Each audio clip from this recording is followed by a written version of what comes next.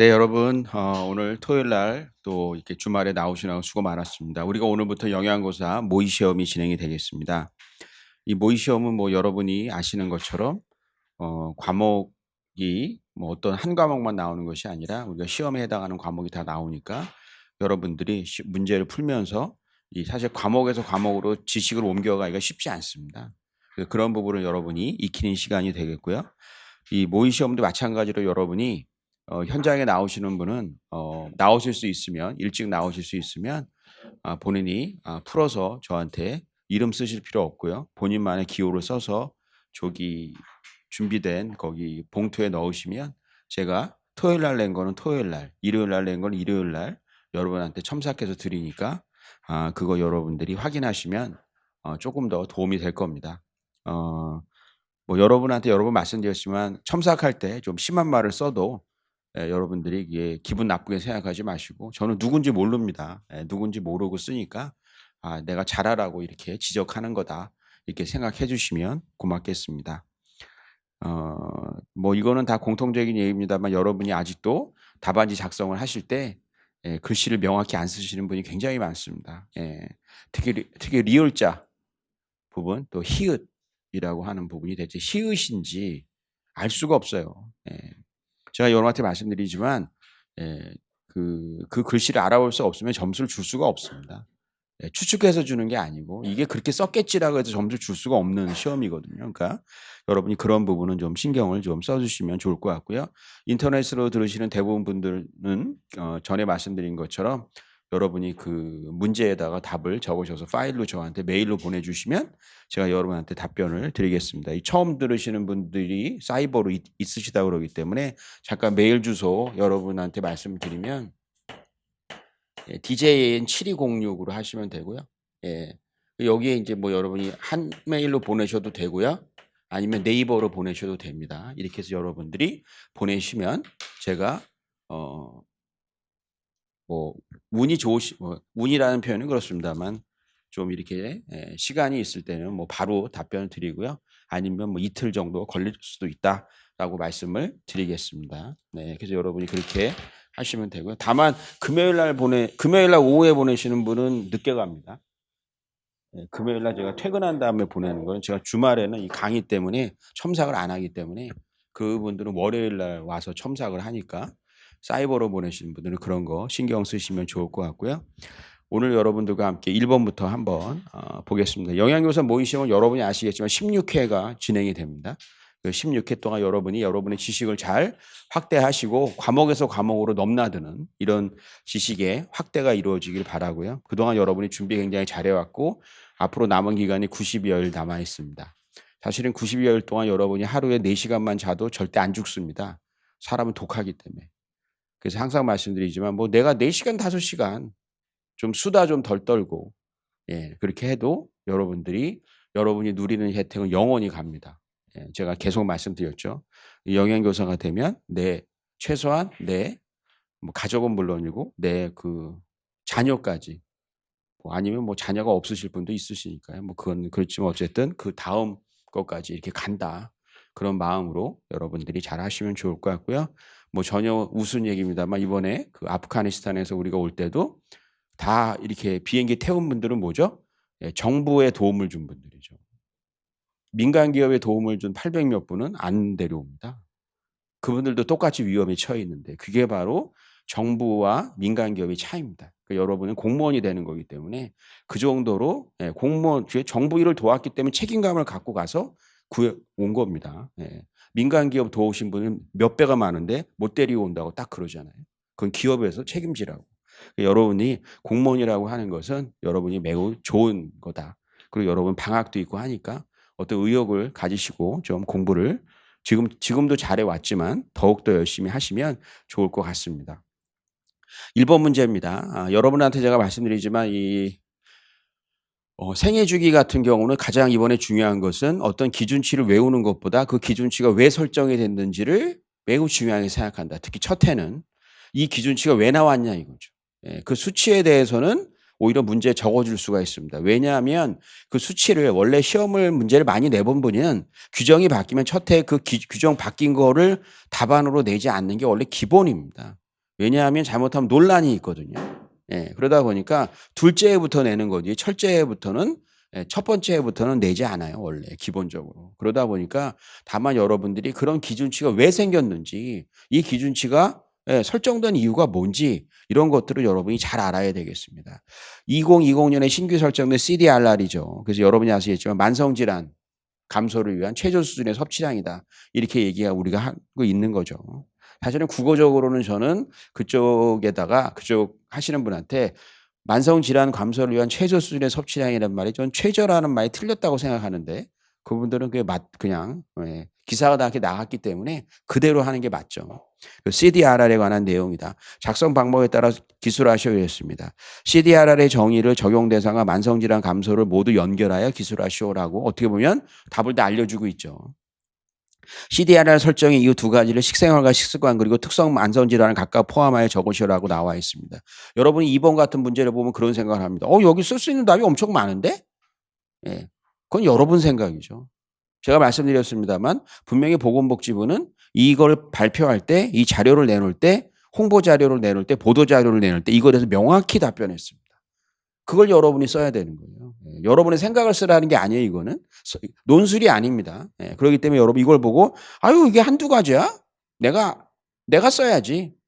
그러면 점수도 역시 내가 주는 0점이 되는 거죠. CDRR을 설정한 영양소 이번에 여러분들이 아시는 것처럼 대한민국 정부 그죠? 가장 신경 쓰는 것이 바로 무엇이라는 거죠. 이번에 보시면 알겠지만 그렇습니다. 중요하게 지표로 보는 것이 역시 학생들이 짜게 먹는다라는 데에서 되게 신경을 쓰고 있습니다. 학생들이 바로 뭐죠? 너무 당을 많이 소비한다는 데 대해서 크게 정부가 신경 쓰고 있다라고 하는 거죠. 그리고 우리나라 사람들 같은 경우 심혈관 질환 발생이 위험하다 보니까 바로 뭐죠? EPA와 DHA라는 것을 새로 추가했다라는 겁니다. 그런 부분이 명확히 정부의 의지다라고 하는 겁니다. 그러다 보니까 그것과 관련된 문제가 나오기가 매우 쉽다라는 거죠. 그리고 뭐 다른 얘기입니다만 어제도 보니까 김밥집 얘기가 또 나오죠. 그러다 보니까 누구나 이제 일반인도 살모넬라를 알죠. 살모넬라는 또 근데 답으로 너무 많이 나와서 저는 생각하기에 금년에 살모넬라를 내기는 어려워요. 답으로 너무 여러 번 나왔기 때문에. 그러다 보니까 우리가 관련해서 달걀에 관해서는 여러분이 너무 잘 알아야 된다라고 하는 거죠. 왜냐하면 회의하다 보면 살모넬라 내면 옆에서 말씀하시거든요. 그러지 말고 우리가 달걀 냅시다. 달걀의 단백질이 어떤 것이 있고 달걀의 기화성이 어떤 것이 있고 작년에 달걀의 품질에 관한 내용이 나왔으니까 이번에는 달걀의 단백질 부분을 가지고 한번 내봅시다. 이런 얘기가 당연히 나올 수밖에 없다라고 하는 거 말씀드렸습니다. 말씀드린 것처럼 건강한 인구 집단에서 만성질환의 위험을 감소시키는 영양소의 최저 수준 섭취량이라고 제가 말한 것이 아니라 보건복지부가 보도자료에 그렇게 써서 공지를 했습니다. 이 기준보다 해당 영양소 섭취량이 높은 경우에는 섭취를 낮추면 만성질환의 위험을 낮출 수 있다라고 하는 것이 명확히 나와 있다는 거죠. 그러다 보니까 여러분 이런 것들의 글자는 명확히 알아야 됩니다. 지난번에 모의고사 볼 때 이 문제를 제가 내서 여러분들이 답을 쓴 거 보면 의외로 제대로 쓴 분이 거의 없어요. 거의 아프가니스탄 사람이 한국말 배워서 쓴 것처럼 쓰더라고요. 앞뒤가 안 맞아요, 막. 그것이 바로 뭐죠? 제대로 모르고 있는 거예요. 제대로 모르고 있다는 지금 여러분 확실히 알아야 합니다. 그 이유가 바로 나와 있어요. 왜 이렇게 설정했죠? 서구화되는 식습관과 만성질환의 증가 때문이다 라고 나와 있어요. 분명히 나와 있어요. 다른 거 쓰면 안 돼요. 서구화되는 식습관, 배달 음식이 굉장히 많다라는 거죠. 그래서 배달 음식이라고 하는 것이 요즘엔 청소년들은 배달에 아주 그냥 쉽게 그죠? 배달하는 걸 보면서 상당히 확실히 세대가 다르다는 걸 느꼈어요. 바로 집 앞에 있는데 저 같으면 가서 그냥 픽업할 텐데 그걸 꼭 배달을 시키더라고요. 그래서 어쨌든 근데 배달을 하게 되면 음식의 품질이 좀 떨어지더라고요. 왜냐하면 저는 이게 가서 항상 픽업하거든요. 가서 보면 저는 이게 나오기 한 5분 전쯤 가거든요. 그래서 주인한테 상당한 압박을 주거든요. 그래서 빨리 나오자마자 바로 뜨겁게 먹으려고. 근데 보면 미리 나와 있는 음식들이 있어요. 왜냐하면 배달 순서를 기다리니까. 어쨌든 그렇죠. 패스트푸드와 자극적인 음식. 말씀드린 것처럼 청소년에 관련한 것이 3가지가 나와 있습니다. 이렇게 돼서 서구화된 식습관과 만성질환, 비만, 당뇨 그리고 심혈관 질환의 증가 때문이다라고 말씀드렸어요. 아까 말씀드린 것처럼 비만, 당뇨 이런 것들이 바로 무엇이죠? 당을 많이 먹어서 그렇다라고 청소년들한테 생각하고 있어요. 당을 많이 먹어서. 그러다 보니까 여러분 아시겠지만 이번에 첨가당에 관한 내용도 또 한번 발표할 때 나왔습니다. 나올 수밖에 없는 거죠. 그러다 보니까 우리가 비만 당뇨라고 하는 부분 그리고 그러다 보니까 비만 당뇨라고 하는 것이 우리가 아는 것처럼 2015년, 2010년에는 지방에 관한 것이 비만 당뇨의 원인이었다. 2015년에는 단백질 섭취량을 증가시키는 것이 목적이었다. 2020년에는 바로 뭐죠? 말씀드린 것처럼 비만 당뇨 그리고 심혈관 질환 제가 아까 말씀드렸잖아요. 예, 그래서 여러분은 아시겠지만 EPA와 DHA라고 하는 것이 심혈관 질환의 발병률을 낮춘다고 하기 때문에 그런 면에서 여러분이 우리가 중요하다라고 하는 것이죠. 그러다 보니까 여러분 아시겠지만 참기름 보다는 들기름이 심혈관 질환 발생 위험을 낮출 수 있다는 얘기들이 많이 있는 것은 바로 무엇이죠? 리놀렌산 함량 때문이다라고 하는 거죠. 그래서 들기름에 비해서 참기름은 뭐죠? 다가불포화 지방산을 대표하고 있는 리놀렌산의 함량이 매우 적은 특징을 가지고 있어요. 그러다 보니까 여러분 아시겠지만 저장 기간은 매우 참기름이 증가될 수 있습니다. 참기름이라고 하는 것은 리놀렌산이 적기 때문에 다가불포화 여러분 아시겠지만 이중결합이 많으면 많을수록 지방의 산패는 많아지는 특징이 있을 수밖에 없어요. EPA와 DHA는 더 지방의 산패가 더 잘 일어나게 됩니다. 두 번째로는 바로 참기름이라고 하는 것이 여러분이 아시는 것처럼 뭐 지난번에 시험에 나왔으니까 더 이상 나오지 않을 거라고 생각하지만 이 세사몰이라고 하는 것은 참기름의 항산화 물질을 대표하는 그런 물질이다. 그런 것들이 참기름에는 상대적으로 많이 들어있기 때문에 저장 기간이 많은 거죠. 그 다음에 아까 말씀하신 것처럼 이번에 CDRR에서 보건복지부가 언급한 것은 나트륨에 관한 내용을 언급하였습니다. 한국인의 주요 영양소 섭취 현황이다라고 나와 있습니다. 2020년에 우리나라 사람들이 어떤지 말씀드린 것처럼 백그라운드를 그대로 설명하고 있습니다. 20대 여성은 열량 섭취가 낮고 50대, 60대 그리고 50대, 60대 남성, 그죠? 지하철에서 항상 문제를 일으키는 50대, 60대 남성의 열량 섭취가 높다라고 하는 거예요. 열량 섭취 많아요. 50대, 60대, 그죠? 예. 그래서 그런 분들이 반바지 입고 돌아다니고 미안합니다. 어쨌든 보게 되면 50대, 60대의 섭취량이 굉장히 많고 그러다 보니 여러분 아시겠지만 탄수화물에 대해서 정부가 충분 섭취량, 권장 섭취량을 설정하게 된 이유도 거기에 있다라고 하는 거예요. 분명히 이렇게 다르다라는 거예요. 과거라면 여러분 아시겠지만 뭐죠? 케톤증 예방 때문에 탄수화물을 좀 드세요라고 했지만 이제 방향이 바꿨어요. 왜냐하면 너무 많이 먹으니까. 이 정도면 충분합니다. 그만 드세요라고 하는 거죠. 그래서 50대 이상에서 바로 나오잖아요. 탄수화물 섭취의 비율이 너무 높아요. 너무 높아. 75세 이상 여성은 단백질 및 섭취 비율이 매우 낮더라 이거죠. 그러다 보니까 이런 부분에 대해서 상당히 고민하고 있는 거죠. 그러다 보니까 이번에 시험에 틀림없이 100% 탄수화물이 나오죠. 예. 어떻게 나올지는 좀 들어봐야 되겠지만 탄수화물이 안 나올 수가 없습니다. 제 얘기는 이 개정안에 관해서 직접 나올 수도 있지만 탄수화물에 관한 내용이 안 나올 수가 없어요. 탄수화물을 비만과 연결시키는 생화학적인 문제가 또 나올 수가 있겠죠. 이런 것들은 여러분과 함께 앞으로 저희가 공부할 내용이 되겠습니다. 그래서 여러분 아시겠지만 탄수화물이라고 하는 것이 소화 과정을 거치면 단당류가 되는 거고요. 이러한 단당류라고 하는 것이 여러분 아시겠지만 대사 과정을 거치게 되고 그런 단당류라고 하는 것이 그 포도당만 있는 것이 아니고 여러분이 아시는 것처럼 과당도 있고 갈락토즈가 있다라는 말씀을 드렸고 그러다 보니까 그중에서도 갈락토즈라고 하는 것이 대사 과정에 어떻게 참여하는지를 아는 것이 매우 중요하다라고 말씀드렸고 그래서 갈락토키나즈와 트랜스포레이즈라고 하는 효소가 말씀드린 것처럼 갈락토즈를 바로 해당 과정으로 진입시켜주는 그러한 역할을 한다라고 말씀을 드렸어요. 그리고 그런 두 가지 요소가 결핍되면 우리는 갈락토 혈증 또는 갈락토세미아라고 하는 질환이 생긴다는 것도 우린 공부했어요. 그래서 여러분 아시겠지만 그런 것들이 바로 대사 과정을 거쳐서 바로 여러분이 아시는 것처럼 피르부산이 만들어진다라고 하는 걸 잘 아시죠. 그리고 과당이라고 하는 것은 말씀드린 것처럼 대사가 상대적으로 빨리 됩니다. 근데 뭐 이건 시험에 나왔기 때문에 더 이상 제가 뭐 언급을 안 하려고 합니다. 그렇지만 당연히 시험 문제 냈어야 되는 아주 좋은 문제죠. 그러다 보니까 당연히 그 사람이 또 들어가면 당연히 저라면 갈락토즈를 내죠. 자기가 그쪽에 이쪽 길에 자 본인이 전공하고 있으니까 여러분이 그런 부분에 대해서는 잘 좀 알아두시면 좋을 것 같습니다. 그래서 여러분은 아시겠지만 피루부산이 만들어지게 되고 피루부산이라고 하는 것이 말씀드린 것처럼 아세티코에가 되게 그죠 될 수밖에 없는 거죠. 그러다 보니까 이런 탄수화물이라고 하는 것이 여러분 아시겠지만 지방의 합성으로 이어질 수 있는 가능성이 매우 높다. 열량이 많으면 그것은 대사되지 않는다고 하는 것을 여러분은 너무너무 잘 알아요. 그러니까 아세틸코일을 대사할 필요가 없죠. 그래서 피루부산이 아세틸코일가 되는 과정은 항상 시험에 주로 2번이나 나올 수밖에 없는 그런 이유가 있다는 걸 여러분이 너무 잘 아시고요. 이 아세틸코일이라고 하는 것이 지방으로 다시 합성하고 싶으면 어떻게 해야 된다고 그랬죠? 여러분이 바로 생각하고 있죠. 아세틸코일은 여러분이 아시는 것처럼 막을 통과할 수가 없습니다. 막을 통과할 수 없습니다. 아세틸코린은 어디서 왔죠? 피루부산에서 왔습니다. 피루부산은 막을 통과할 수 있다고 말씀드렸죠. 피루부산이라고 하는 것이 세포질에서 만들어지지만 미토콘드리아 막을 통과해서 아세틸코린으로 넘어가고 결국은 대사가 돼야 되는데 힘들게 넘어왔는데 부르지 않으면 아세틸코린은 다시 원래대로 가고 싶어 한다. 원래대로 가고 싶을 때 여러분 아시겠지만 아세틸코린은 어떤 방법을 써서 이동해야 되겠느냐라고 하는 거죠. 그래서 그때 여러분이 아시는 것처럼 아세틸코린이라고 하는 것은 시트르산을 통해서 이동할 수 있는 길을 택할 수 있다라고 하는 거죠. 그것이 여러분이 아시는 것처럼 시트르산이 이동해서 다시 시트르산이 탄소가 6개인데 세포질로 들어가서 어떻게 되는 거죠? 다시 분해가 되는 거죠. 분해가 돼서 바로 무엇이 되는 거죠? 옥살로아세트산으로 되고 아세틸코린을 내놓게 되는 겁니다.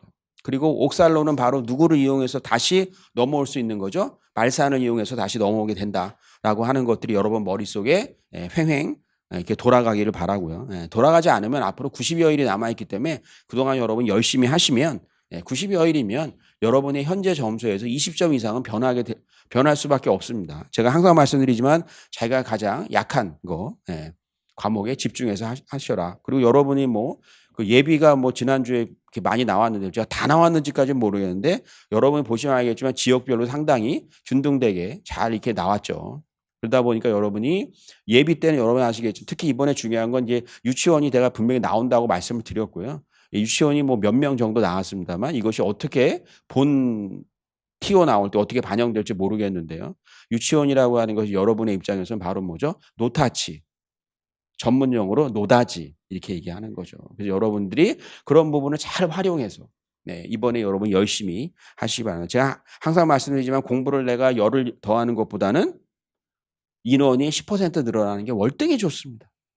월등히 좋습니다. 인원이. 여러분이 좋은 기회다. 다른 데에 비해서 다른 특수직비에 비해서 얼마나 좋습니까? 대부분의 연령대에서 칼슘과 비타민 A 섭취량이 낮죠. 그래서 여러분이 아시는 것처럼 칼슘과 비타민 A 관련 문제가 지속적으로 나온 거죠.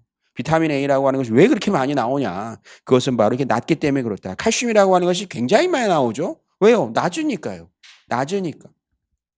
한국인의 나트륨 섭취량은 매우 높은 특징이 있죠. 그러니까 어떻게 해서든 이 나트륨 양을 낮추기 위해서 정부는 신라면하고 현재 작업을 진행하고 있어요. 여러분은 모르겠지만 신라면 같은 경우에 나트륨 함량을 아주 극미량씩 지금 몇 년째 계속 낮추고 있어요. 여러분 모르죠?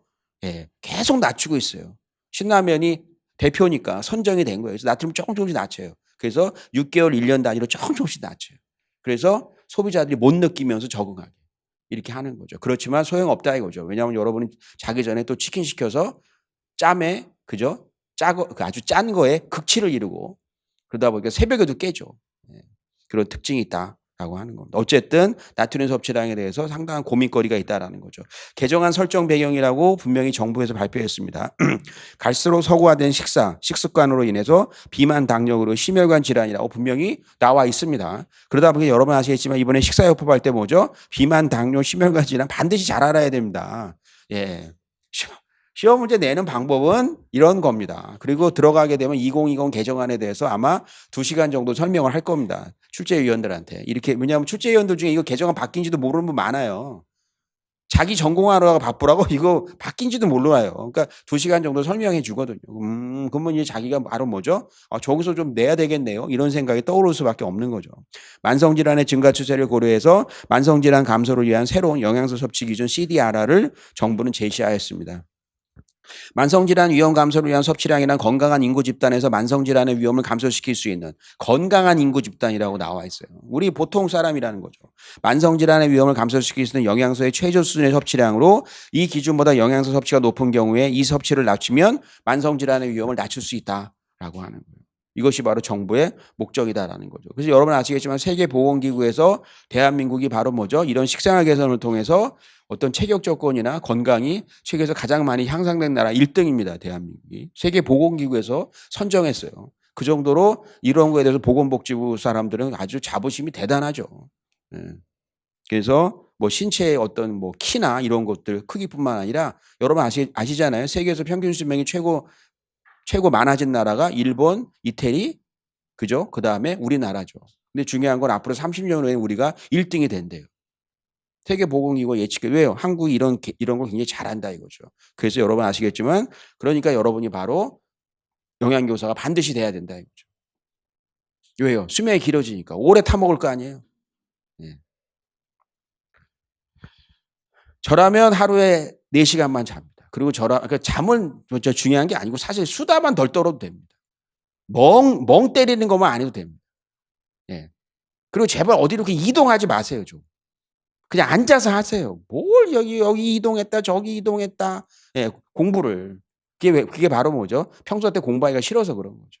그렇지만 여러분들은 잘할 수 있을 거다라고 제가 믿으면서 20대 여성의 에너지 섭취량이 너무 낮죠. 60대 남성의 에너지 섭취량은 너무 높다 이거죠. 따라서 19세에서 29세 여성은 많이 드셔야 됩니다. 그리고 75세 이상 여성도 에너지 섭취량을 증가시켜야 돼요. 50에서 64세, 그죠? 예, 가끔 뉴스에 가장 사고 많이 치는 2호 부류의 남자들이 에너지 섭취의 감소가 필요해요. 그래야 본인 건강도 지키고 사고도 덜 치게 되겠죠. 50대 이상의 탄수화물 섭취 비율이 너무 높아. 너무 높아요. 너무 높아. 75세 이상 여성은 단백질 지질 섭취량 비율이 너무 낮다라고 하는 것이 정부의 방향이죠. 대부분의 연령대에서 칼슘, 비타민 A 섭취량이 권장 필요량이 아닌 평균 필요량보다 낮은 평균 섭취량을 보여줘요. 굉장히 문제다 이거예요, 지금. 저도 건강검진을 했더니 이번에 건강검진을 한다면 설명을 드렸는데 의사분이 칼슘 수치가 너무 낮다고 저한테 그러더라고요. 그 칼슘을 좀 먹으라고. 예, 너무 수치가 떨어졌다고 그러더라고요. 바로 이 칼슘이라고 하는 것의 중요성이 요즘에 굉장히 부각되고 있어요. 그러다 보니까 칼슘에 관해서 여러분이 너무 잘 알아야 된다라고 하는 거죠. 그래서 칼슘이라고 하는 것은 여러분 아시겠지만 비타민 K와 함께 혈액의 응고에도 관여한다는 거 여러분이 너무 잘 아시고, 칼슘이라고 하는 것이 여러분이 아시겠지만 우리 몸에서 항상 일정하게 유지되려고 하는 특징을 가지고 있어요. 그러다 보니까 칼슘 수치가 혈액에서 떨어지게 되면 우리 몸 어떤 문제가 생길까요?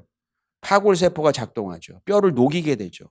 그러다 보니까 우리 몸에 근골격계에 관련한 질환이 생길 수가 있어요. 이것뿐만이 아니죠. 나중에 여러분과 함께 칼슘에 관해서 제가 정리를 할 거지만 또 그동안 우리가 많이 배웠습니다만 칼슘이라고 하는 것은 매우 중요한 기능을 하고 최근에 면역 기능에도 상당히 관여한다라는 얘기가 나와 있고요. 당뇨병에도 도움을 준다는 보고들이 굉장히 많이 나오고 있어요. 그러다 보니까 정부에서 칼슘에 대해서 많이 우리가 신경을 쓰고 있다라고 하는 거죠. 그리고 이 코로나로 인해서 여러분 아시겠지만 야외 활동이 급격히 많이 제한됐습니다. 많이 사람들 돌아다니는 것 같지만 옛날보다는 아무래도 덜 돌아다닙니다. 영향을 안 받을 수가 없죠. 그러다 보니까 여러분 아시겠지만 비타민 D의 문제가 생길 수밖에 없고, 비타민 D의 문제라고 하는 것은 결국 칼슘의 문제와 연결된다는 것을 여러분은 너무 잘 알아요. 그러니까 여러분들이 여긴 비타민 D는 없지만 좀 아까 나왔었지. 요 화면에만 없는 거죠. 비타민 D, 비타민 A, 칼슘 이런 것들은 당연히 조심해야 된다라고 하는 거 여러분이 잘 알아주시면 좋을 것 같습니다. 그리고 갑자기 생각나지만 비타민 C라고 하는 것은 여러분 아시겠지만 포도당에서 전환되죠.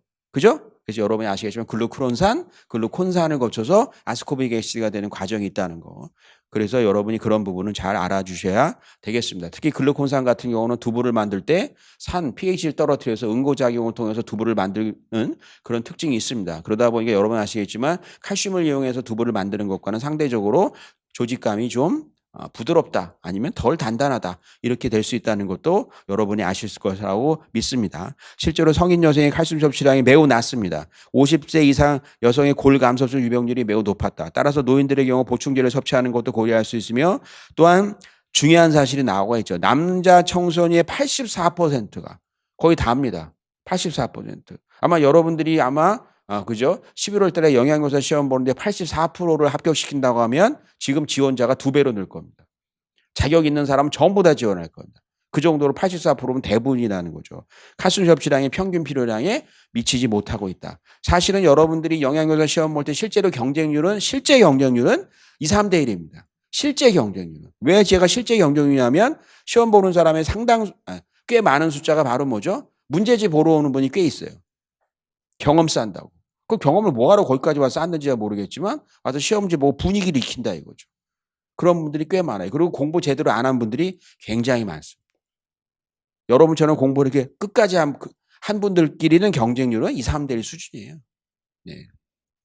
물론 지역이 또 잘 선택하시면 더 좋겠지만, 따라서 노인들의 경우 보충제를 섭취하는 것도 고려할 수 있다고 아까 남자 청소년의 84%. 이거 큰 문제죠.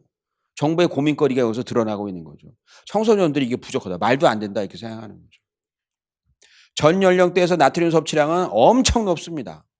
예, 나트륨 권장 섭취량을 설정할 과학적 근거가 없어요. 그러다 보니까 충분 섭취량과 CDRR을 제시한 이유가 거기에 있다. 나트륨에 관한 충분 섭취량과 CDRR을 결정하였다. 그래서 우리가 선보이게 된 거죠. CDRR이란 건강한 인구 집단에서 만성질환의 위험을 감소시키는 영양소의 최저 순위 섭취량을 말한다라고 정부가 그대로 말했습니다. 그러니까 그대로 우리는 써야 되겠죠. 1, 2세의 그래서 개정안의 주요 내용이 또 나옵니다. 1, 2세 에너지 적정 비율 중 지방이 20에서 35%인 점은 모유의 지방 섭취율이 40에서 50%인 점을 감안해서 설정하였다라고 나와 있습니다. 10에서 18세 청소년의 경우 고탄수화물 섭취군이 저탄수화물 섭취율에 비해 수축기 혈압이 유의하게 높다. 대사증후군 지표에 영향을 미치고 있어요. 청소년들의 대사증후군 증상 여러분 잘 아시죠? 큰 문제죠. 청소년들끼리 모여서 축구하는 걸 봤는데 저는 깜짝 놀랐어요. 중학교 2학년, 중학교 3학년인데 키가 195야. 저는 너무 놀랐어요. 그리고 뭐 어떤 친구는 키가 뭐 180인데 몸무게가 100kg가 넘어요. 중학생인데. 물어보니까 제가 너는 몸 질환이 없네. 저 당뇨래요. 어떻게 할 거예요, 그거? 예. 바로 이런 청소년들이 너무 많아요. 왜요? 1인 1닭을 하니까. 예. 하루에 한 마리씩 닭을 먹으라고 그 선전에 그냥 속아가지고. 예. 수명도 짧게 사온 닭. 또 닭 나오니까 우리가 무엇을 잘 알아야 되죠? 교차염의 중요성에 대해서 여러분이 잘 아셔야 된다고 제가 항상 말씀드렸죠. 닭 나오면 여러분 아시겠지만 캠필로박터 제준이라고 하는 것이 매우 중요하다는 말씀을 여러 번 말씀드렸어요. 잘 아시리라고 믿습니다. 아까 말씀을 안 드렸습니다만 이런 모의고사 다음에 최종 실전할 때는 과목을 넘나드는 말이 더 많아지기 때문에 여러분이 정신이 없을 수 있어요. 하지만 여러분 이걸 습관을 들여야 됩니다. 예. 그래야 시험 볼 때 혼동이 되지 않습니다. 가끔 A 과목에서 B 과목으로 넘어갈 때 시간이 오래 걸리는 분들이 있어요. 그리고 이거는 본인의 특성이라고 하죠. 엄밀히 말하면 공부를 덜 해서 그런 거죠. 왜 이렇게 넘어가는데 오래 걸립니까? 이렇게 하고 있어요. 그러지 말고 빨리빨리 넘어가야 됩니다. 공부를 많이 하면 빨리빨리 넘어갈 수 있어요. 여기 보면 나와 있어요.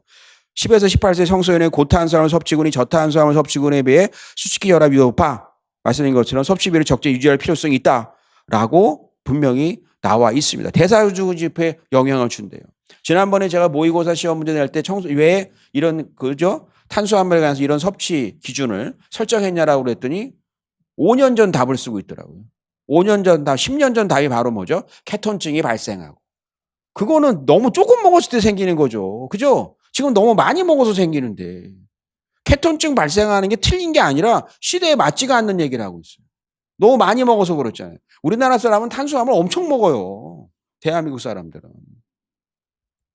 미국 애들 스테이크 먹고서 먹어요. 탄수화물 뭐가 있어요? 탄수화물 너무 안 먹으니까 감자 몇 개 먹죠? 그거 먹는 게 다예요. 근데 우리나라 사람은 어떻습니까? 제가 어제도 보니까 그렇게 무슨 모임이 있어가지고 무슨 뭐 스파게티, 피자 막 엄청 먹었어요. 무슨 모임이 있어가지고. 그래서 딱 먹고 있는데 저희랑 같이 간 분이 딱 그러더라고요. 아유, 나는 이런 거 먹어도 밥하고 된장찌개를 먹어야 돼. 그러시더라고요, 제가. 그게 바로 우리나라 사람들의 그 고탄수화물, 그죠? 촌스러움이죠. 그러다 보니까 이제 문제가 되는 거죠. 어쨌든 유지할 필요성이 있습니다. 2015년에는 총 35종에 대해서 섭취 기준이 마련되었으나 2020년에는 총 40종으로 증가됐다고 하죠. 이 5종 증가된 것이 핵심이죠. 5종이 증가됐어요. 탄수화물이 권장 섭취량과 평균 필요량이 최초 제정되었습니다. 평균 필요량은 전 연령대에서 100g, 권장 섭취량 130g이라고 이렇게 정확히 결정됐어요. 만성질환 위험 감소 섭취량에 대한 기준이 일부 영양소에서 제정이 되었다라고 나와 있고 실제로 19세에서 64세 성인의 나트륨은 만성질환 위험 감소 섭취량 2300mg/day로 현재 섭취량이 이보다 많으면 만성질환을 낮추기 위해 섭취량을 줄일 것을 권고하고 있습니다. 열량 섭취량은 전체적으로 감소하는 경향이고 단백질은 조금 증가하는 권장량을 보이고 있어요. 그러다 보니까 말씀드린 건 특히 단백질 같은 경우는 정부에서 2015년에 되게 신경을 썼는데 아주 결과가 좋게 나왔어요. 우리가 노력한 만큼이라고 하는 거죠. 근데 이 단백질을 뭐 정부가 노력해서 그런 것이 아니라 그건 편의점의 노력이라고 보여요. 1인 1닭을 하기 때문에 단백질 섭취가 늘어나는 거죠. 임신부와 수유비의 추가 에너지량과 단백질은 2015년 대비 변하지 않았다라고 하는 거죠. 말씀드린 것처럼 여러분이 보게 되면 여기 화면을 보시면 이것이 바로 써 있음을 확인할 수가 있는 그런 내용이죠. 그래서 보게 되면 탄수화물 여기 색깔이 보면 나와 있습니다. 여기 보면 노란색으로 신규 제정 영양소다라고 라고 하는 것이 나와 있죠. 탄수화물의 경우 권장 섭취량 평균 필요량이 최초로 결정이 되었다라고 하는 것이 나와 있습니다. 여러분 아시겠지만 탄수화물 알파 그죠? 여기 보게 되면 네. 리놀레산이라고 나와 있죠. 그래서 알파 리놀렌산 EPA, DHA가 새로 제정이 되었고 나트륨의 상한 섭취량 기준이 만성질환 위험 감소 섭취량으로 바뀌게 되며 기준도 낮아지게 되었다라고 나와 있습니다. 그래서 여러분이 바로 이런 부분에 대해서는 좀 잘 알아주시면 좋을 것 같고요. 요 부분을 여러분이 보시면 훨씬 더 잘 이해할 수가 있죠. 그래서 아까 요 앞에 문장하고 조금 알파 리놀렌산의 차이가 있을 수가 있는데 이것이 아주 정확하죠. 탄수화물, 알파 리놀렌산, 리놀레산, EPA, DHA라고 하는 부분. 그 다음에 여러분이 보시는 것처럼 나트륨 이런 것들에 대해서 정부에서 상당히 신경을 많이 쓰고 있다라고 하는 거를 여러분들이 잘 알아주셔야 되겠습니다. 이런 부분이 매우 중요하다라고 하는 거죠. 신규 제정 영양소가 나와 있습니다. 가끔 보면 신규 제정 영양소가 뭐냐고 물어볼 때 가끔 나트륨을 쓰는 분이 있을 거라서 그런데 그렇지 않아요. 나트륨에 대해서는 CDRR이 설정됐다는 거예요. 여기 보면 제가 이거는 여기 나와 있는 기준대로 여러분이 공부하셔야 됩니다. 예. 그래서 이런 부분에 대해서 좀 여러분이 공부를 하시고 보다 관심을 가져주시면 좋을 것 같고요.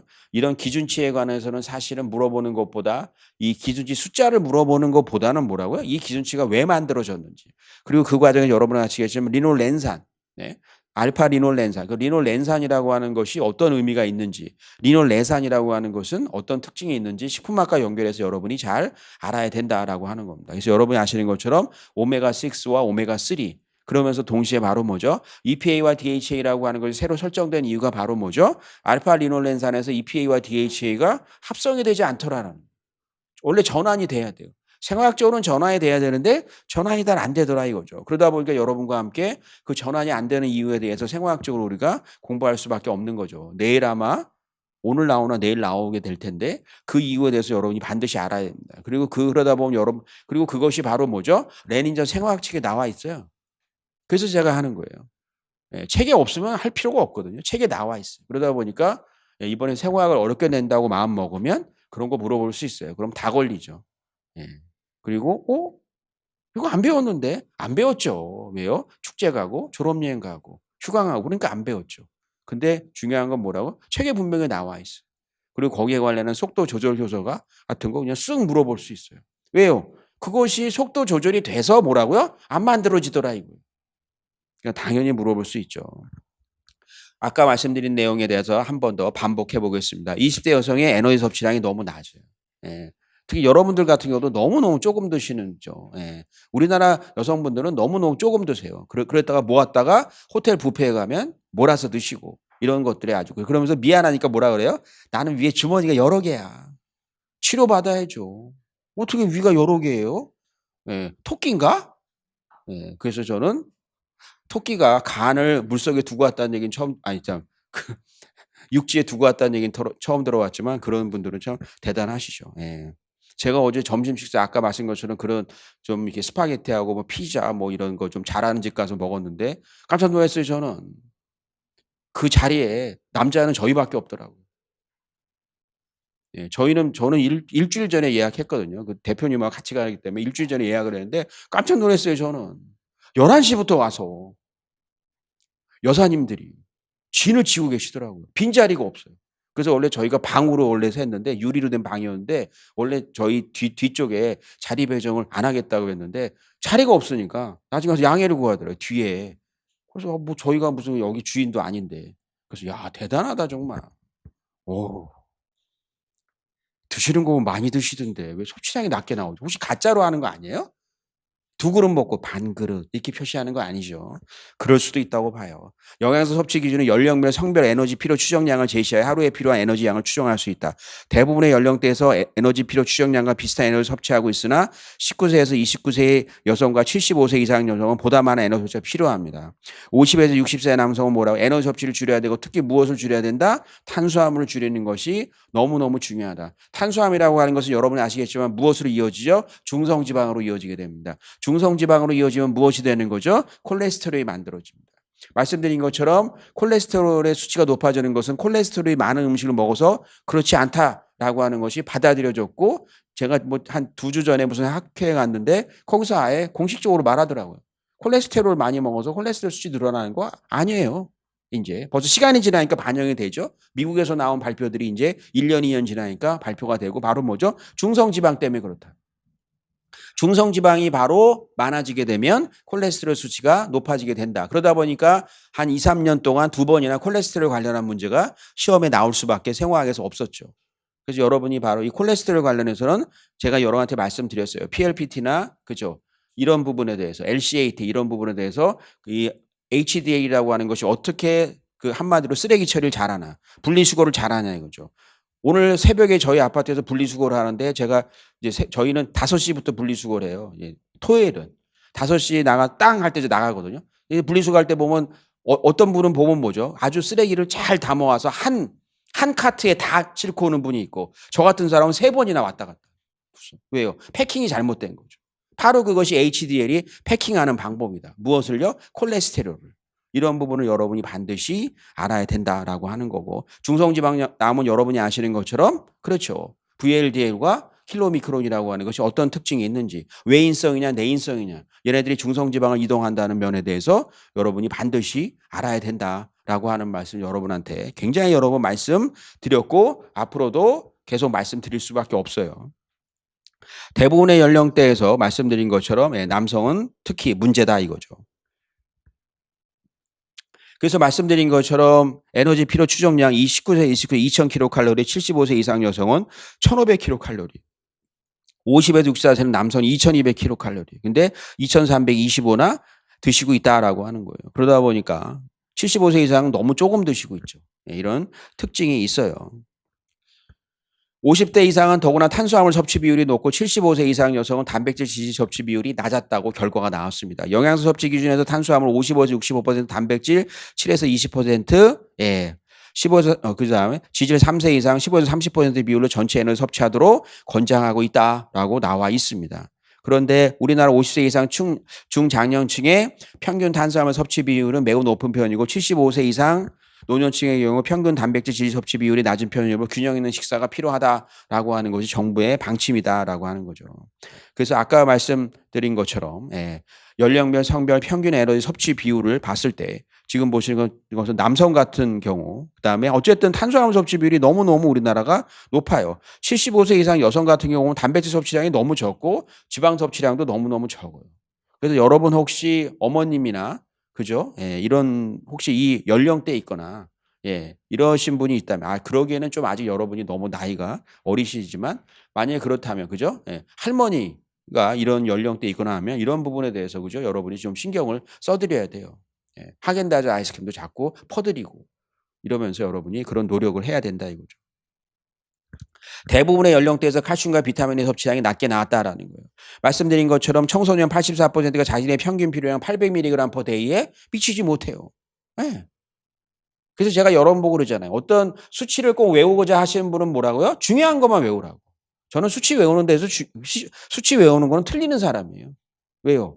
제가 전에도 말씀드렸지만 수치 적으라고 하는 거는 전체 답안에서 1점밖에 안 돼요. 근데 그걸 뭐하러 그렇게 외워? 그럴 바에 지렁이 글씨 고치는 게 더 빨라요. 그거 외우느라고 이거 외워야 되나? 그리고 점수 1점 나와요. 근데 그것도 바로 뭐죠? 숫자도 지렁이를 후룩 해서 채점하되 이게 리을인지 팔자인지 알 수가 없어요. 본인만 알죠. 그리고 자기는 맞았다고 좋다고 집에 간다 이거죠. 근데 점수는 예상보다 조금 나온다 이거죠. 그래서 평균 필요량에 미치지 못해요. 칼슘의 경우 평균 필요량 이런 거 정도는 그냥 친숙하게 알아들어요. 800mg이구나. 섭취량을 보이게 있다.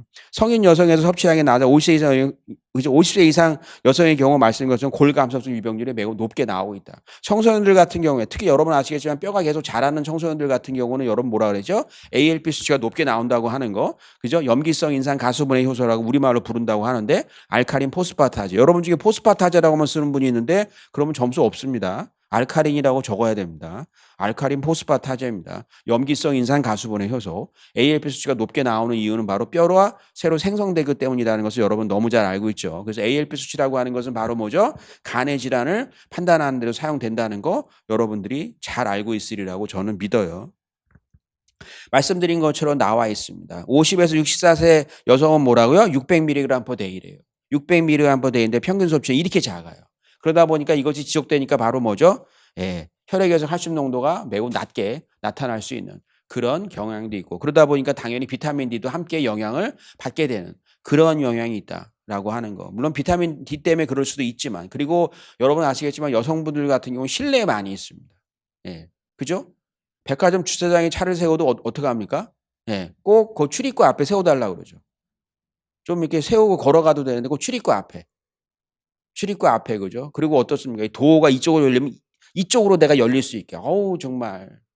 그래서 들어가잖아요. 그러니까 뭐 햇볕을 쬐일 일이 없나요? 예, 그죠? 예, 그런 특징이 있죠. 그래서 말씀드린 것처럼, 네. 제가 아는 분은 백화점에 본인 부인을 데려다 주고 본인이 주차장에서 어떻게 차를 세울 데가 없어서 한참 지났는데 부인한테 아무 전화도 없더래요. 그래서 자기 전화를 했대요. 지금 주차장이 너무 힘들어 늦게 간다 그랬더니 자기랑 참 같이 왔었지 이러더래요. 그래서 너무 큰 충격을 받았대. 까먹은 거야. 그 물건이 뭐 호란 거죠. 예. 그래서 여러분들이 그런 특징이 있어요. 비타민 A라고 하는 건 19세에서 29세 570 마이크로 RA라고 per day라고 나와 있어요. 이렇게 조금 먹어. 이렇게 조금 먹는 이유가 바로 여러분 아시겠지만 뭐죠? 예, 비타민 A로의 전환 능력은 여러분 아시겠지만 카로티노이드보다 레티노이드다 이거죠.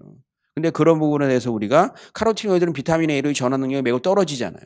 근데 레티노이드는 전환 능력이 매우 좋다라고 하는 부분 말씀드리고, 그러다 보니까 작년에도 역시 시각 관련한 문제가 안 나올 수밖에 없었다. 당연히 나오게 된다라고 하는 거예요. 그래서 여러분 아시겠지만 비타민 A라고 하는 것이 바로 뭐죠? 과잉 섭취라고 하는 것은 기형아의 발생 위험을 높이지만 우리나라 같은 경우는 사실 기형아의 발생 위험보다는 뭐죠? 이 시력 문제가 상당히 심각하다라고 하는 거죠. 예. 한국인의 나트륨 섭취량이 매우 높은 상황이다. 나트륨은 생명 형성에 필수적인 기능을 하는 영양소다. 나트륨은 여러분 아시겠지만 식품화학의 입장에서는 뭐죠? 염장의 효과를 주는 것이 바로 나트륨이고, 바로 짠맛의 성분이 바로 나트륨이다라고 하는 걸 여러분이 아십니다. 이 나트륨이라고 하는 것은 염장 효과가 당장에 비해서는 매우 뛰어나다라고 말씀드렸고, 그것은 NaCl이라고 하는 것이 이온화되는 특징이 있고, 더구나 몰수가 상대적으로 나트륨의 분자량이라고 하는 것은 그죠? 설탕의 분자량보다 월등히 작기 때문에 몰수라는 하는 면에서 유리한 면이 있다라고 말씀드렸고요. 그런 AW3토화 효과를 떠나서 나트륨이라고 하는 것이 저장 효과를 높일 수 있는 또한 중요한 이유라고 하는 것은, 나트륨이라고 하는 것은 소금과 함께 NaCl과 함께 무엇을 하는 거죠? 바로 살균 작용을 염소 이온이 하기 때문에 그렇다라는 것을 여러분은 너무 잘 알고 있어요. 그러다 보니까 염소 이온이 나오니까 여러분이 갑자기 무엇이 떠오르죠? 위의 기능에 대해서 알아야 되겠습니다. 여러분이 이 위산이라고 하는 부분에 대해서, 위산이라고 하는 것이 펩시도계를 펩신을 활성화하는 것만 있는 것이 아니더라 이거죠. 여러분 아시겠지만 비타민 같은 경우는 단백질을 통해서 이동할 수밖에 없는데, 그래서 우리가 몸에 섭취하게 되는데 그 단백질 채로 우리 몸에서는 흡수가 잘 안 되기 때문에 단백질을 변성 분리해서 떨어뜨리는 역할을 위산이 하게 된다라고 하는 것을 여러분들이 너무 잘 알고 있습니다. 물론 철분의 흡수율을 증가시킨다는 것은 기본 상식적인 거죠. 과잉 섭취는 고혈압을 비롯한 여러 만성질환의 위험을 증가시키게 된다라고 하는 거죠. 고혈압, 이 혈압 얘기가 나오면 여러분이 아시는 것처럼 안지오텐신에 관한 내용이 잘 나올 거라고 믿고요. 그 다음에 알도스테론 호르몬이 나올 것 같습니다. 그러다 보니까 여러분은 갑자기 무엇이 떠오르게 되죠? 코르티코이드가 떠오르겠죠. 코티졸이 떠오르게 됩니다. 그래서 미네랄 코르티코이드, 알도스테론이라는 거 너무 잘 아실 거라고 믿고요. 하지만 당뇨 코르티코이드도 매우 중요하다. 당뇨 코르티코이드라고 하는 것은 바로 여러분이 아시는 것처럼 무엇이죠? 우리가 스트레스를 받고 나면 모든 대사를 집중적으로 포도당 대사 쪽으로 집중합니다. 그래서 에너지를 막 내는 거죠. 그래서 당뇨 코르티코이드라고 하는 것은 지방이나 단백질 같은 경우도 포도당 대사화 시키는 거다. 그럼으로써 순간적인 어떤 스트레스에 대항하는 그런 특징이 있다라고 하는 거 여러분이 너무 잘 아시리라고 믿어요. 호르몬, 작년에 호르몬 낸 분이 또 들어가면 호르몬 관련한 문제를 내겠죠. 그때 여러분들이 바로 이렇게 지난번 호르몬 문제도 절대 머리를 쓰면 안 된다는 거예요. 그 머리를 쓰면 안 된다는 게 뭐냐면 잠을 조절한다라고 나와요. 잠을 조절한다. 근데 제가 들은 얘기인데 수면 호르몬 이렇게 썼다 그러더라고요. 그런 분들이 수면 호르몬, 대단한 수면이죠. 예. 그렇잖아요. 그러니까 여러분이 이거 너무 쉬워. 뒤에 다 이렇게 본인은 다 이렇게 적었다 이거. 너무 쉽게 쓸 수 있게. 그런 부분. 그리고 제가 여러분 말씀드렸어요. 부신 피질, 부신 수질. 이런 거 정도는 잘 구분해서 공부해야 된다라는 말씀을 수도 없이 많이 드렸지만 여러분들은 앞으로 90여일이 남아있기 때문에 절대 미리 외우지 않고 일주일 전에 외우는 것이 가장 효과적이라는 생각을 가지고 있을지 모르지만 평균 나트륨 섭취량이 3,255. 그래서 전 연령대에서 높아요. 특히 대한민국은 김치를 드시기 때문에 그런 부분이 상당히 문제다라고 하는 거죠. 당류 섭취 기준 나와 있습니다. 총 당류는 식품에 내재하거나 가공조리 시에 첨가된 당류를 모두 합한 것이다.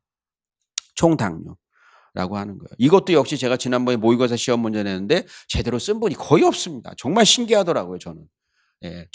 그죠? 채점하면서 정말 멈췄었어요. 채점. 아니, 어떻게 이걸 틀리지? 이런 부분은 틀리면 안 되죠. 영양교사 하실 분들이. 총 당류라고 그랬더니 식품에 있는 모든 당. 그럴 거면 쓰지 마세요.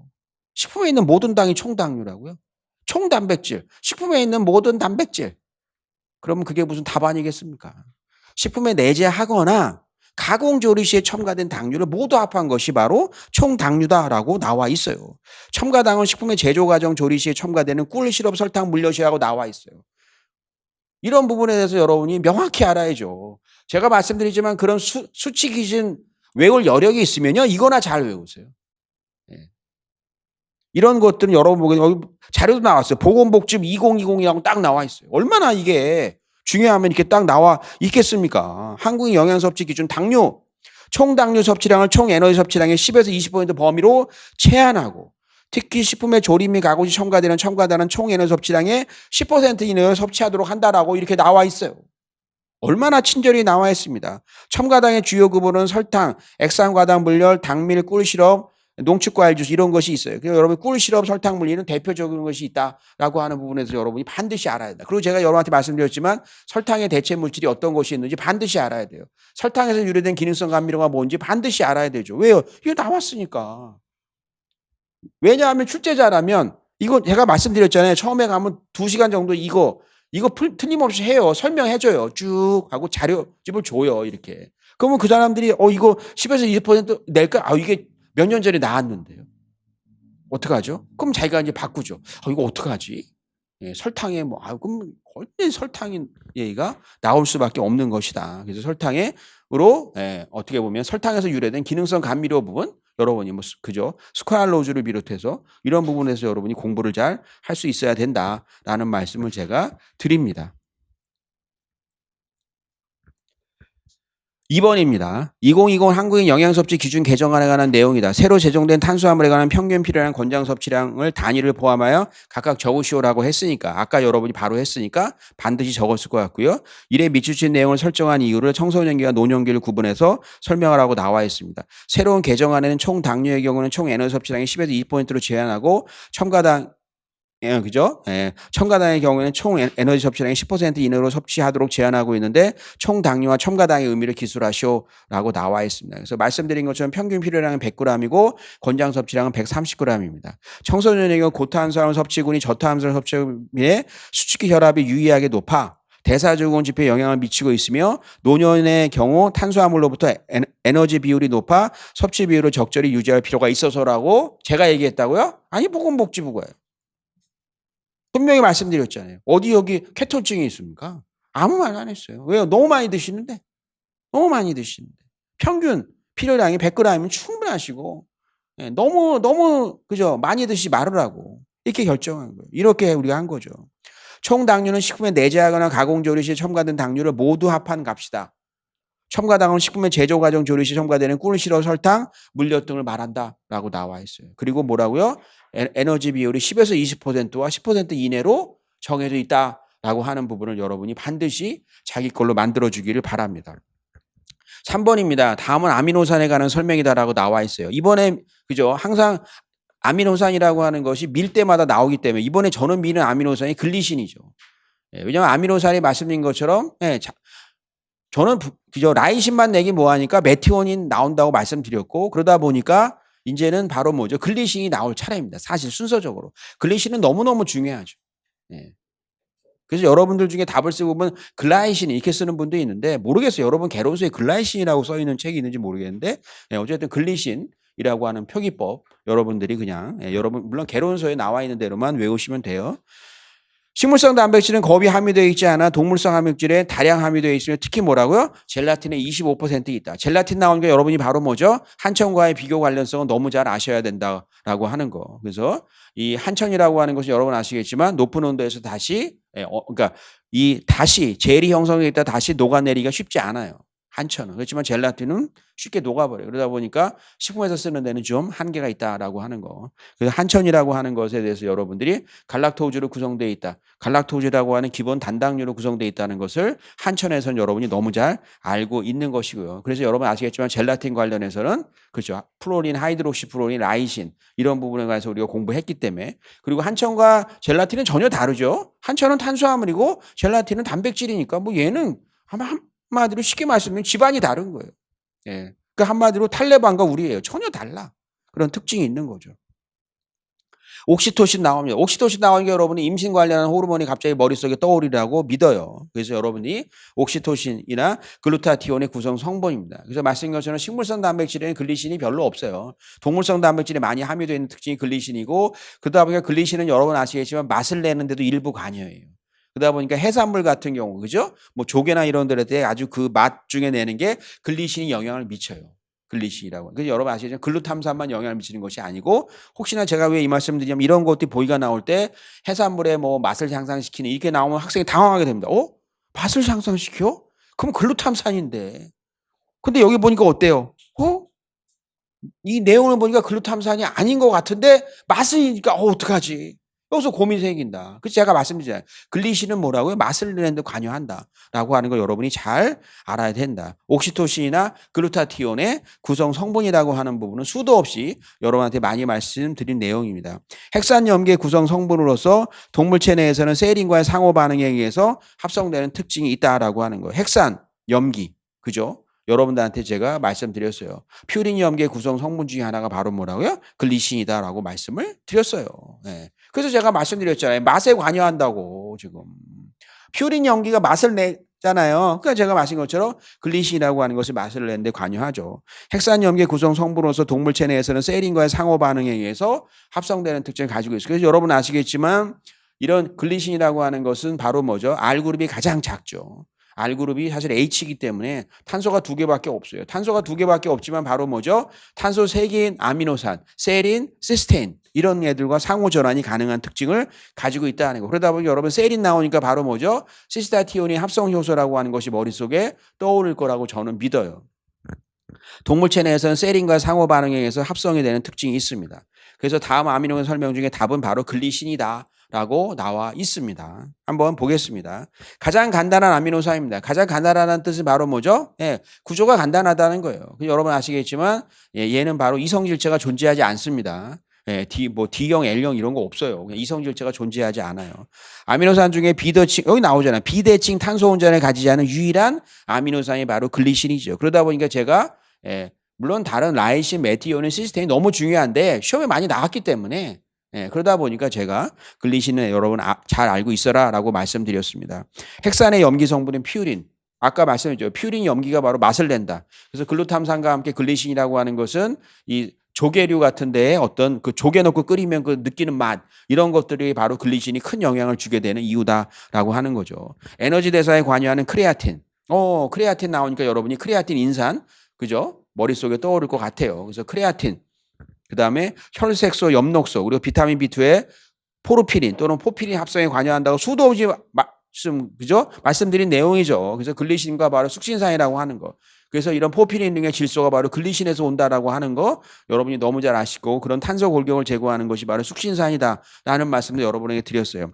생체에서 생긴 유독한 벤조산과 결합해서 히프루산을 만들어 해독작용까지 한다고 알려져 있습니다. 여러분 아시겠지만 벤조산이라고 하는 것은 우리가 혹시 여러분 안식향산 나트륨이라고 들어봤습니까? 이런 안식향산 나트륨이라고 하는 것이 음료에 되게 많이 들어있는데 이런 벤조익 액시드라고 하는 것이 안식향산 나트륨의 보다 작은 그룹입니다. 그래서 이 안식향산 나트륨의 어떻게 보면 어떻게 보면 관련된 구조죠. 이 벤조산과 결합해서 히프루산을 만들어서 해독작용까지 할 정도로 글리신의 중요성이 굉장히 많이 언급이 되고 있습니다. 글리신은 아까 말씀드린 것처럼 포피린을 합성한다라고 말씀을 드렸습니다. 아까 말씀드린 것처럼 시작 물질이 무엇입니까? 숙시닐코에가 나와 있죠. 숙시닐코에와 글리신입니다. 그러다 보니까 시작 물질을 우리가 쓰라고 문제가 나오면 숙시닐코에라고 쓰는 거 제일 편하죠. 여기 나와 있으니까. 그래서 숙시닐코에이다라고 나와 있고 숙시닐코에가 글리신과 결합하게 된다라고 하는 것을 여러분이 확인할 수 있어요. 중간 물질 여러분은 아실 필요 전혀 없습니다. 안 냅니다. 시작 물질만 물어봅니다. 혹시 시험 문제 내면 여러분 아시겠지만 숙시닐코에와 글리신으로 되어 있다. 그래서 여러분이 보게 되면 포피린링이 만들어지는 것을 확인할 수가 있습니다. 그래서 거기에 철이 들어가게 돼서 무엇이 되는 거죠? 햄이 구성이 된다라고 하는 것이 있고 헤모글로빈이 되기 위해서는 뭐라고요? 히스티딘에서 시작하는 단백질이 결합해야 된다. 라고 말씀을 드렸습니다. 그것이 바로 헤모글로빈이 만들어지는 과정이다라고 하는 겁니다. 따라서 글리신이라고 하는 것은 포피린 링의 중앙 구조에 질소를 제공한다라고 하는 것들을 여러분들이 알아주셔야 되겠습니다. 예. 글리신은 핵산 염기의 구성 재료라고 아까 말씀드렸고 그러다 보니까 퓨린 염기를 만든다고 말씀드렸고 왼쪽에 있는 링이 바로 뭐죠? 피리미딘 염기죠. 예, B라고 하는 것이 바로 뭐죠? 퓨린 염기죠. 여러분 아시겠지만 염기가 이렇게 있다. 이 염기에 무엇이 가서 그죠? 이것이 바로 염기고 염기가 바로 누구랑 결합하게 되죠? 오탄당과 결합해야 되죠. 오탄당이 또 인산과 결합하면 무엇이 되는 거죠? 그것이 바로 여러분이 아시는 뉴클레오타이드가 된다. 뉴클레오타이드가 수없이 연결이 되면 뉴클레익 엑시드 그것이 바로 핵산입니다. 이러한 기본적인 정의는 여러분이 반드시 알아야 된다라고 말씀드렸어요. 그러다 보니까 핵산을 구성하고 있는 염기의 구성 재료다라는 거예요. 그런 의미 여기 핵산의 그죠? 핵산을 구성하고 있는 뉴클레오타이드를 구성하고 있는 염기의 구성 재료이다. 그것이 최고로 맞는 말이죠. 근데 그렇게 누가 쓰는 사람은 없잖아요. 예. 그래서 사실은 글리신은 핵산이 바로 뉴클레익 엑시드다라고 하는 거고 이 뉴클레익 엑시드라고 하는 것은 뉴클레오타이드가 모여서 되는 거고 뉴클레오타이드라고 하는 것은 방금 말씀드린 것처럼 오탄당을 기본으로 가지고 있고 그죠? 염기가 가서 결합하게 되고 인이 결합하게 되는 이런 특징을 가지고 있는 것이죠. 그리고 여러분이 아시는 것처럼 오탄당 얘기가 나오니까 여러분이 아시겠지만 당연히 오탄당 인상 경로에서 오탄당 인상 경로 시험 문제에 작년에 제가 보니까 거의 안 나온 거죠. 그냥 왜냐하면 뭐 그냥 답을 또 다른 걸 써도 됐으니까. NADPH 만드는 경로잖아요. 시험에 안 나왔다고 생각한다는 얘기예요, 쟤는. 저에게 뭐냐면 나온다 이거예요. 예, 저는 여러분이 오탄당 인상 경로 처음에 시험 보고 나서 그거 나왔어요! 막 이러길래 진짜 풀로 나온 줄 알았어요. 근데 그건 나온 게 아니에요. 뭐냐면 이제 나올 때가 된 거죠. 본격적으로 나오면 여러분 아시겠지만 오탄당 인상 경로에 대해서 틀림없이 이번에 손댈 겁니다. 왜냐하면 작년에 운을 띄었으니까요.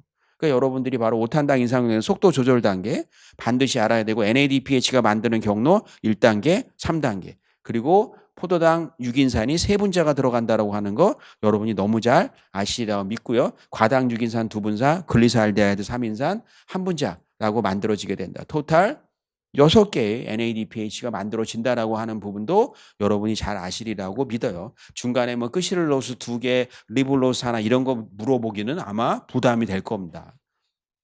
어쨌든 뭐 그런 것들은 여러분이 알아주셔야 되겠습니다. 세린과 글리신은 상호 전환이 가능한 특징을 가지고 있습니다. 왜냐하면 세린에서 여러분 아시겠지만 지금 보시면 어떻습니까? 글리신으로 이렇게 전환이 된다. 라고 하는 거예요. 세린이 글리신으로 전환되는 특징이 있다는 것을 여러분이 바로 확인할 수가 있어요. 그리고 바로 그런 역할을 할 땐 바로 엽산이라고 하는 것이 매우 중요한 역할을 한다라고 하는 거. 그래서 여러분 아시겠지만 엽산이라고 하는 것은 메틸 그룹을 띄었다 붙였다 하는 역할이 있어요. 메틸 그룹을 띄었다 붙였다 한다는 것이 바로 탄소 하나 정도는 자기가 커버할 수 있습니다. 왜요? 엽산은 누구와 친하니까? 비타민 B12와 친합니다. 그리고 엽산이라고 하는 것은 여러분 아시겠지만 무엇이죠? 자신의 활성형과 비활성형을 무엇에 따라 조절해요? 메틸 그룹을 갖다 붙였다, 떨어뜨렸다. 그러다 보니까 이게 오늘 문제가 많다 보니까 말이 빨라지게 되네요. 왜냐하면 지금부터 모의고사는 절대로 내일로 넘어갈 수가 없어요. 반드시 오늘 다 끝내야 돼요. 내일도 내일 반드시 끝내야 돼요. 그러다 보니까 말이 빨라졌어요. 그래서 여러분들이 그래도 뭐 여러분이 잘 알아들을 거라고 생각을 해요. 그래서 엽산이라고 하는 것이 바로 비타민 B12와 서로 연결고리가 있다는 거 너무 잘 아시고 그러다 보니까 호모시스테인 문제가 계속 나온 거고 호모시스테인 여러분 아시겠지만 시스타티온의 합성 효소라고 하는 걸 통해서 시스테인이 되는 그런 관계 그리고 그 과정에서 바로 세린이라는 아미노산이 관여한다는 거. 그래서 시스테인의 바로 여러분이 아시는 것처럼 어떻게 보면 다 골격을 제공하는 거죠. 시스테인이 가지고 있는 황은 누가 제공한다? 걔가 메티온이 제공한다 라고 하는 거 여러분들이 알아두셔야 되겠습니다. 글리신은 SH 그룹을 가진 트라이펩티드로서 적혈구의 산화방지 역할을 가지고 있는 글루타티온을 합성한다라고 나와 있습니다. 그래서 여러분 아시겠지만 글루타티온이라고 하는 것이 바로 항산화 능력이 매우 뛰어나고 얘는 환원 능력 자체가 매우 뛰어난 능력을 가지고 있죠. 그래서 여러분이 아시는 것처럼 글루타티온, 시스테인, 글리신으로 구성되어 있습니다. 그래서 이 이름에서 보면 다 나와 있는 거죠. 글루탐산, 시스테인, 그 다음에 글리신이 가서 달라붙는 글루탐산, 시스테인, 글리신이죠. 이렇게 말하면 순서를 잘 알으라고 말씀드리는 거예요. 글루탐산, 시스테인, 글리신으로 구성되어 있는 특징을 가지고 있는 것이 바로 글루타티온이다라고 하는 부분 여러분들이 잘 알아주셔야 되겠습니다. 글루타티온은 산소 이용 생명체에서 생기는 유해한 부산물인 과산화 수소나 유기 과산화물들과 반응해서 해독하는 역할을 한다라고 여러분과 기출문제 할 때 굉장히 열심히 공부했던 그런 내용입니다. 글리신은 여러분이 아시겠지만 크레아틴 인산, 포스포크레아틴 합성에 관여한다라고 나와 있습니다. 그래서 여러분이 아시는 것처럼 글리신은 누구랑 결합한다? 아르기닌과 결합하게 된다라고 하는 거예요. 글리신이 누구랑 결합한다? 아르기닌과 결합해서 오르니틴이 만들어지죠. 아르기닌이 들어가니까 뭐죠? 오르니틴이 나오는 것이고 여러분은 요소회로라고 하는 것은 시험에 너무 많이 나왔으니까 요소회로에 대해서는 여러분이 잘 아실 거라고 믿고 이번 요소에서 회로에서 중요한 건 뭐라고요? 푸마르산이 만들어지는 단계에 대해서는 여러분이 잘 알고 있어야 된다. 물론 미토콘드리아에서 세포질로 이동하는 거 여러분이 너무 잘 아시리라고 믿고요. 그죠? 그래서 그런 걱정은 하지 않습니다만 시트룰린 그다음에 오르니틴 여기서 이렇게 위치가 바뀐다고 하는 부분. 하지만 그 과정에서 푸마르산이 만들어지게 된다는 거 여러분이 좀 알아주시면 좋을 것 같습니다. 그래서 글리신은 바로 아르기닌과 만나서 이런 전환 관계를 거치게 된다라고 말씀드렸어요. 그래서 보게 되면 구아닌도 아세트산에서 거기서 바로 무엇이 들어가는 거죠? 메티오닌이 들어가게 됩니다. 거기서 메티오닌이 들어가요.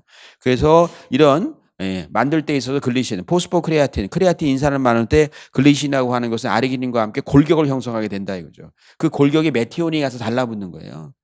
그래서 메티오닌이 가서 달라붙는 거를 여러분들이 확인할 수가 있는 것이다라고 하는 거죠. 그래서 결국은 글리신, 아르기닌이 골격을 만들고 거기에 메티오닌이 들어가서 크레아틴을 만들게 되고 그다음에 여러분 아시겠지만 그 크레아틴이라고 하는 것이 사용이 되면 그죠? 그 다음에 포스포크레아틴이라고 하는 것이 만들어지게 되고 포스포크레아틴이라고 하는 것이 비효소적으로 크레아티닌이라고 하는 부산물을 내보내게 된다라고 하는 거 여러분이 너무 잘 아시리라고 믿습니다. 포스포크레아틴은 골격근이나 뇌 등에 포함된 에너지 저장 물질이며 크레아틴 인산이라고 부른다라고 하는 거예요. 그래서 아까 말씀드린 건 크레아틴이 만들어졌어요. 크레아틴이 만들어진 목적이 바로 뭐죠? 에너지를 저장하려고 하는 거예요. 그러니까 크레아틴이라고 하는 것이 만들어지면 거기다가 인을 갖다 붙이는 거죠. 크레아틴 인산이 되는 거죠.